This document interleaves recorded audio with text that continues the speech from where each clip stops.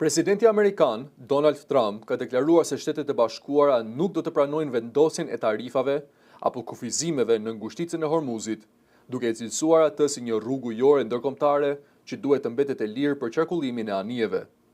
Sipas tij, aktualisht asnjë anije nuk mund të kalojë pa miratimin e palës amerikane, ndërsa ai pretendon se ndërhyrja e forcave detare ka ndryshuar ndjeshëm situatën në këtë zonë strategjike. Në një deklaratë të përgjatëditës, Trump u ndal edhe te çështja e programit bërthamor iranian, duke thënë se Shtetet e Bashkuara do të sigurojnë rikthimin e rezervave të uraniumit të pasuruar që ja trubohen Iranit. Jo, ne do ta marrim uraniumin e pasuruar. Ne nuk e duam atë. Ne do ta shkatërrojmë, tha Trump.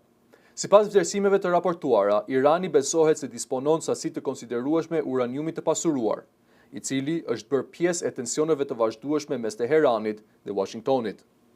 Trump shtoi se kjo çështje lidhet drejt për drejt me qëllimin e SBA-s për të parandaluar Iranin nga zhvillimi i armëve bërthamore, duke i quajtur atë një objektiv qendror të politikës amerikane ndaj Teheranit. Deklaratat vinë në një kohë tensionesh të lartë në rajon, ndërsa ngushtica e Hormuzit mbetet një nga pikat më strategjike për tregtinë globale të energjisë dhe një burim i vazhdueshëm për plasje politike dhe ushtarake.